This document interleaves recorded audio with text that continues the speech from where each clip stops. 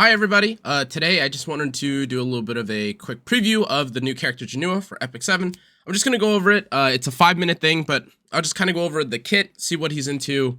Let's get into it. Let's not blow out your eardrums. Something done well, you need the Wild Dog Company.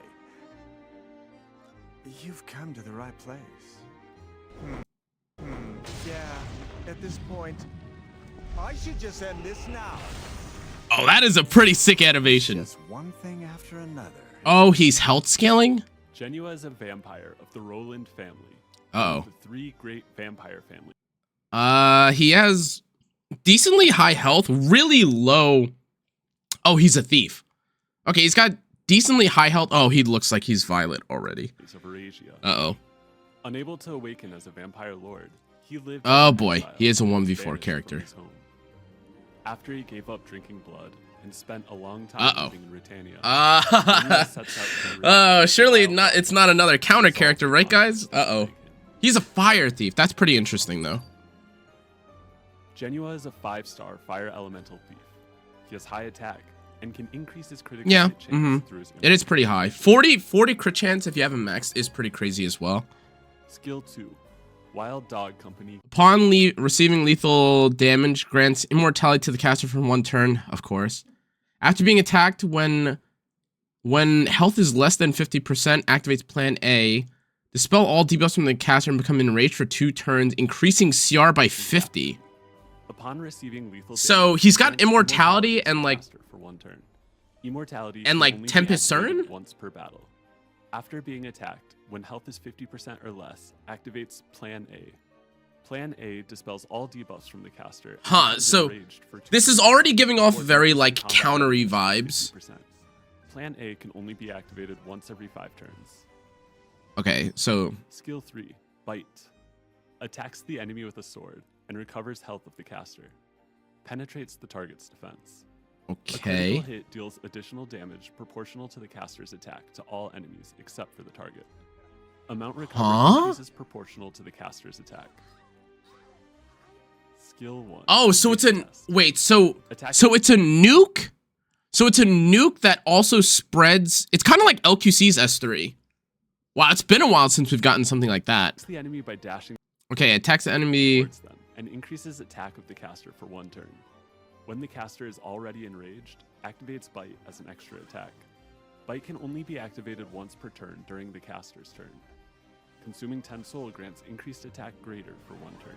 Oh my god. Wait. And increases attack of the caster for 1 turn. When the caster is already So you would enraged, get Gab? activates Bite as an extra attack. You would get Gab for your bite, right? Or like for your skill 3? Increased attack greater for 1 turn. That was 15.8k. Janua's artifact, Dark Blood Keeper. Huh. That was with mitigation too, right? Okay, all right. Let's take a look. All right. So after using a non-attack skill, grants a barrier equivalent to 70% of attack for 2 turns. Wow. So this is a decent artifact. A non-attack skill. Ran, I guess, could technically not get 1-shot, but I mean that doesn't really matter because Ran has skill nullifier, right? I'm trying to think if there's any other. Yeah, I mean, this is only once every 3 turns. I'm trying to think of the characters that might want it. Maybe, no, there's no evasion on it, so you can't even really put it on any of like the degenerate thieves in the game, but 15%. After using a non-attack skill, grants a barrier equivalent to up to okay, well, 70% of long story short, that's basically him. Follow my rhythm. I guess just from this, I'm going to mute and kind of talk about, I guess, basically what we had seen. So he has immortality that can only be applied, I think, after the cooldown reduction or the skill mola. I think it's about once every 4 turns. It looks like he's essentially supposed to be like somewhat of a nuker or like another neutral kind of DPS. But the issue is that number 1, he's fire. And the number 1 issue with being fire right now is, of course, he has to deal with arguably like one of the strongest characters in the entire game, which is, Karina. And kind of what he does is, goes 1 for 1 exactly with, why Karina is so strong. I just realized that is an insane, that's a really strong S3. That is an extremely strong S3.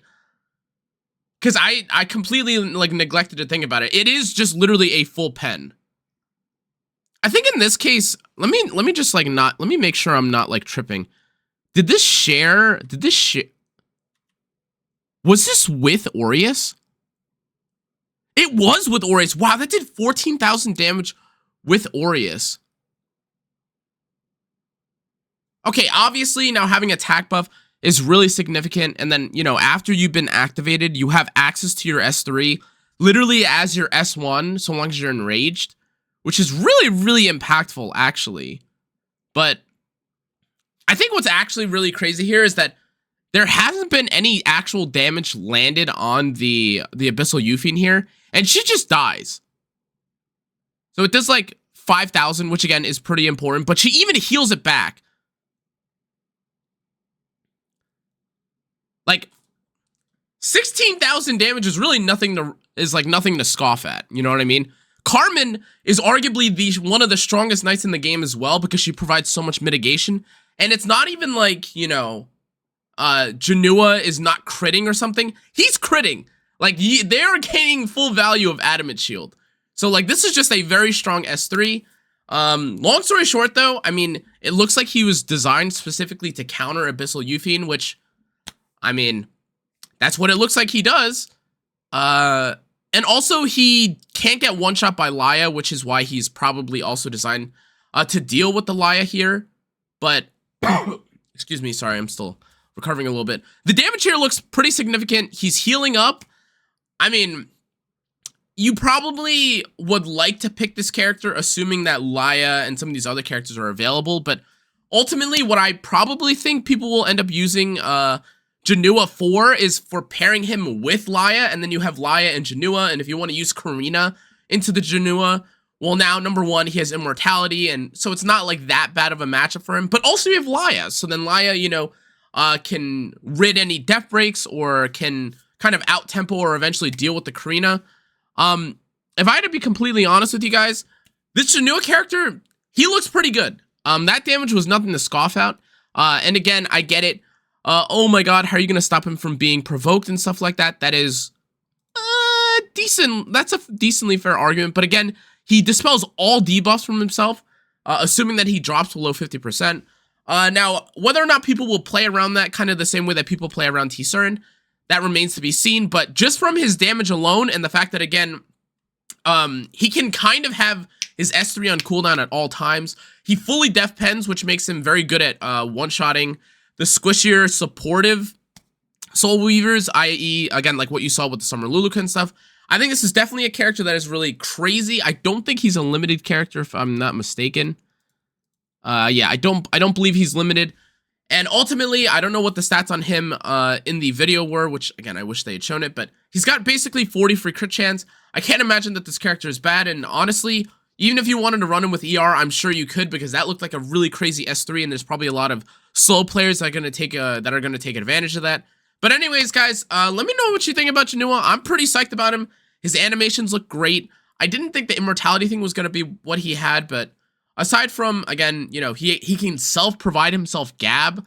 He can, like, S3 into S1. Even if you debuffed him and you're like, oh, well, now he can't gab. Well, if you drop him below 50%, now you can.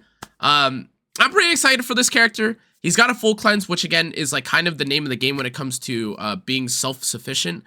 And it looks like he does that well. So, anyways, guys, that's going to be it for this video. I know I haven't been doing as much E7 videos because, well, ultimately, we're kind of just waiting for new stuff to come out for E7, and I've been really enjoying Granblue. But thanks again for everyone who watched. Hope you enjoyed. If you did, make sure to like, comment, turn the notification bell, and subscribe. Let me know what you think about Janua. But anyways, guys, I'll see you on the next one. Make sure to check out Twitch, Discord, TikTok, YouTube, Twitter, etc.